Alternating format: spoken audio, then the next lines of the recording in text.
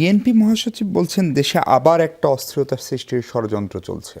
কোনো অস্থিরতা এখন এই নাই। ষড়যন্ত্র কারা করছেন, কেন করছেন, কিভাবে করছেন? আমার মনে হয় না যে দেশে কোনো কেউ ষড়যন্ত্র করতে পারে, বাট ষড়যন্ত্র আমরা দেখছি না।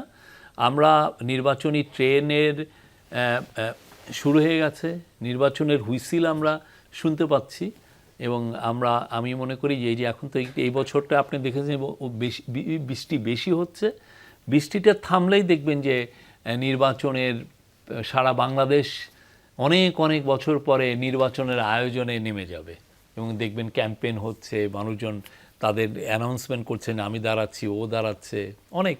এবং আমি এক্সপেক্ট করি যে একটা খুবই ফ্রি ফেয়ার এবং একটা ফেস্টিভ ইলেকশন হবে এবং এটা পুরোটাই ওইদিকে। আমাদের গভর্নমেন্টও এখন টোটালি ওইদিকে ফোকাস করছে। প্রফেসর ইউনূস গত 2-3 সপ্তাহে অনেকগুলো মিটিং করেছেন, সেখানে নির্বাচনটা ফোকাস ছিল যে এই নির্বাচন, এই দায়িত্ব, সিকিউরিটি ফোর্সের দায়িত্ব কি। আর্মি আমাদেরকে এসে বললেন যে 60,000 ট্রুপস ওনারা দিতে পারবেন।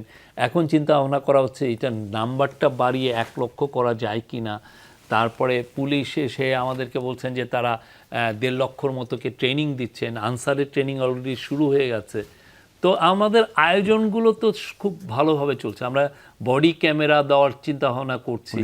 সব মিলে আমরা বলবো যে নির্বাচন একদম পুরো দেশটা নির্বাচনমুখী হয়েছে। তার মানে কি সংস্কার এবং কালকের পরে পুরোপুরি হবে, কালকের পরে পুরোপুরি নির্বাচনমুখী হবে। তার মানে কি সংস্কার এবং বিচার প্রক্রিয়ায় অগ্রগতি সন্তোষজনক?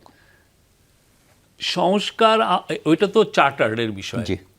চার্টারটা আমার মনে হয় আরও কিছুদিন লাগবে। এটা পলিটিক্যাল পার্টিগুলোর মধ্যে কনসেনসাস, আরও কিছু কিছু বিষয়ে কনসেনসাস দরকার হবে। বাট মেজর জায়গায় কিন্তু এসছে, 19টা মেজর জায়গায় কিন্তু এসছে।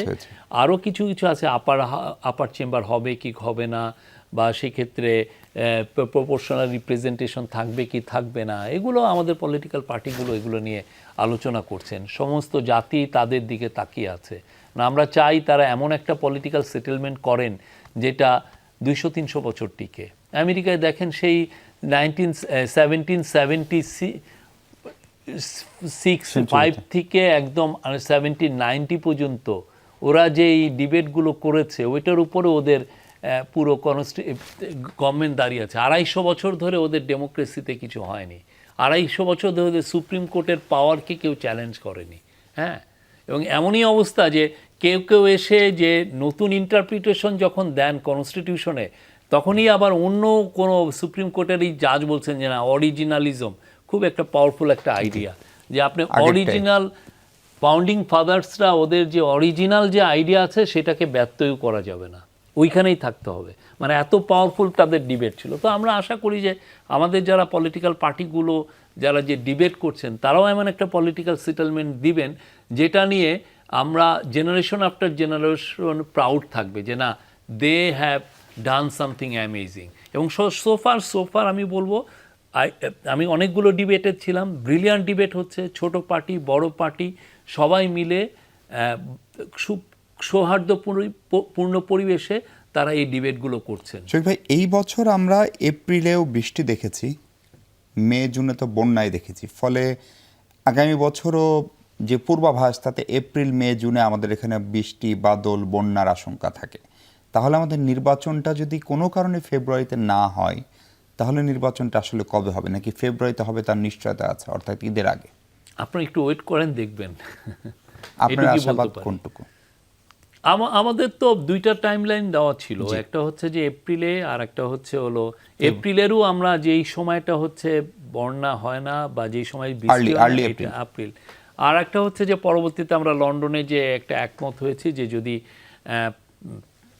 ইলেকশন রিফর্মের একটা দৃশ্যমান প্রোগ্রেস থাকে, ট্রায়ালের দৃশ্যমান ভালো প্রোগ্রেস থাকে, তাহলে ইলেকশন ফেব্রুয়ারির মধ্যেও হবে।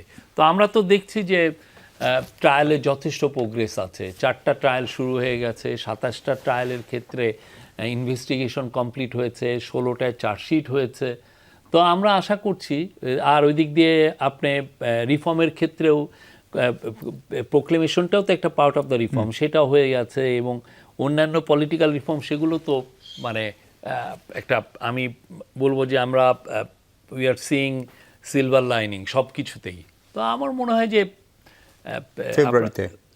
আই ডোন্ট নো, এটা তো চিফ অ্যাডভাইজার বলবেন, এটা দেখা যাক।